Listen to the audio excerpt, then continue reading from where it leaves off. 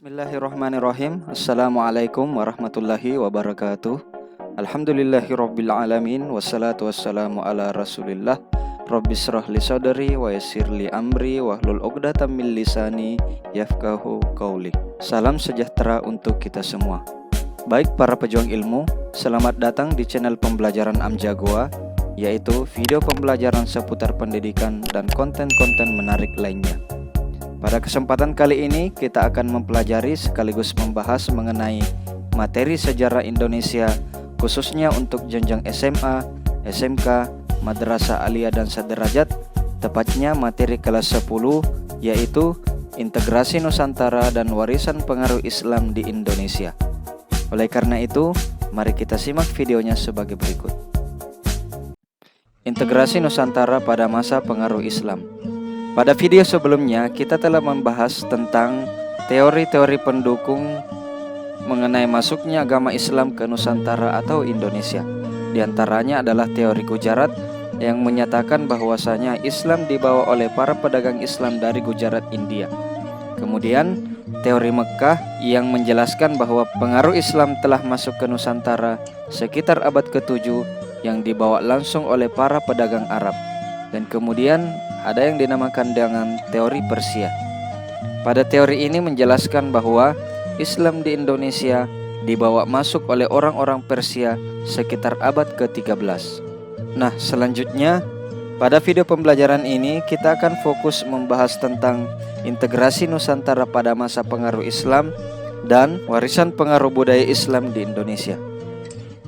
Definisi integrasi bahwa integrasi adalah proses penyesuaian unsur-unsur yang saling berbeda dalam kehidupan masyarakat sehingga menghasilkan pola kehidupan masyarakat yang memiliki keserasian fungsi.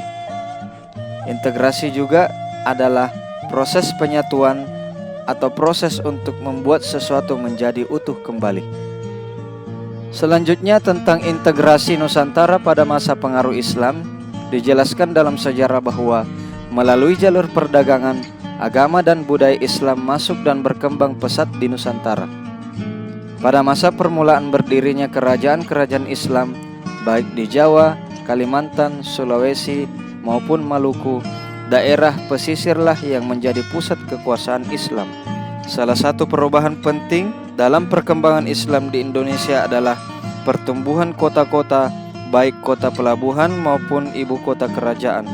Semakin majunya perdagangan di Nusantara mendorong munculnya pusat-pusat perdagangan di sepanjang jalur perdagangan ini, sehingga menumbuhkan kota-kota bercorak Muslim di pesisir utara dan timur Sumatera, di Selat Malaka, bahkan sampai Ternate dan Tidore. Faktor-faktor pembentuk integrasi Nusantara pada masa pengaruh Islam. Faktor pembentuk utama adalah peran dari para ulama.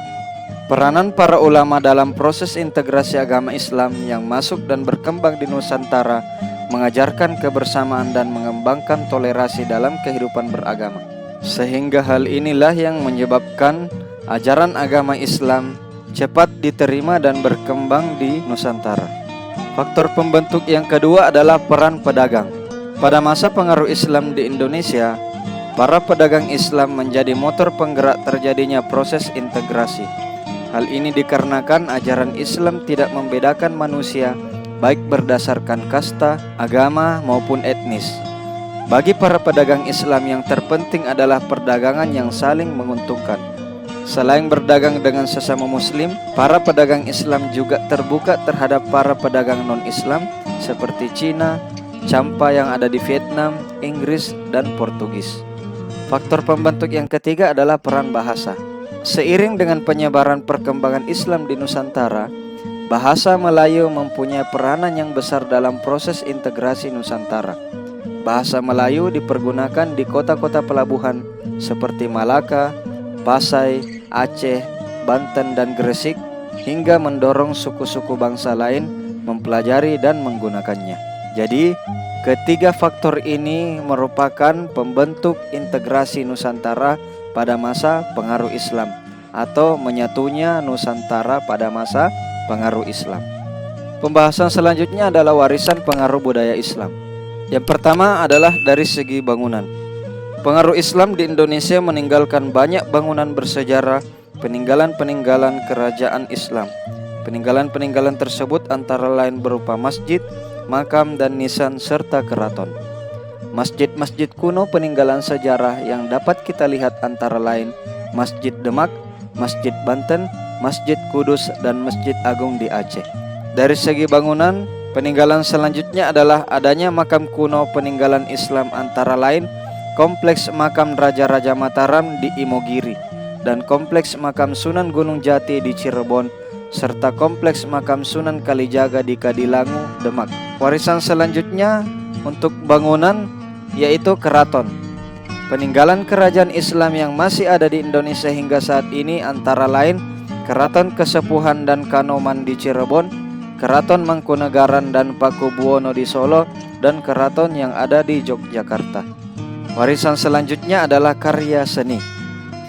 Seni rupa hasil peninggalan karya seni rupa Islam di Nusantara diantaranya adalah masjid, hiasan batu nisan, dan seni kaligrafi. Selanjutnya ada yang dinamakan dengan seni tari. Di beberapa daerah di Indonesia terdapat tari-tarian yang berkaitan dengan sholawat. Misalnya tarian Saman dari Aceh dan kesenian Debus dari Banten. Bisa kita lihat contoh gambarnya. Ini adalah tari Saman yang ada di Nangru Aceh, Darussalam. Dalam bidang karya seni dikenal aksara dan seni sastra. Tersebarnya agama Islam di Nusantara berpengaruh pada bidang aksara atau tulisan. Di antaranya penulisan huruf Arab yang berkembang menjadi seni kaligrafi. Selain aksara, bentuk seni sastra yang berkembang dari pengaruh Islam antara lain ada yang dinamakan hikayat, babat, suluk, dan primbon. Jadi hikayat ini bercerita tentang dongeng yang penuh dengan keajaiban dan keanehan. Contohnya antara lain hikayat Amir Hamzah, hikayat Hang Tuah, dan hikayat 1001 Malam. Adapun yang dimaksud dengan babat yaitu dongeng yang sengaja dibuat sebagai cerita sejarah. Kemudian suluk yaitu kitab yang membentangkan soal-soal tasawuf. Contohnya suluk Sukarsa, suluk Ujil, dan suluk Malang Sumirang. Dan yang terakhir adalah primbon, yaitu hasil sastra yang berbentuk kitab yang berisi ramalan-ramalan, keajaiban, dan penentuan hari baik atau buruk. Warisan pengaruh budaya Islam selanjutnya adalah dari sistem kalender. Dalam Islam, sistem kalender yang dikenal bernama Hijriyah. Bukti akulturasi budaya Islam di sistem penanggalan atau kalender yang paling nyata adalah sistem kalender yang diciptakan oleh Sultan Agung. Ia melakukan perubahan nama-nama bulan pada tahun Saka. Bulan Muharram kemudian diganti dengan Sura dan Ramadan diganti dengan Pasa. Kalender ini dimulai pada 1 Muharram tahun 1043 Hijriah. Kalender Sultan Agung dimulai tepat dengan 1 Sura yaitu pada tahun 1555 penanggalan Jawa atau 8 Agustus tahun 1633 Masehi. Warisan pengaruh budaya Islam selanjutnya dalam sistem pemerintahan.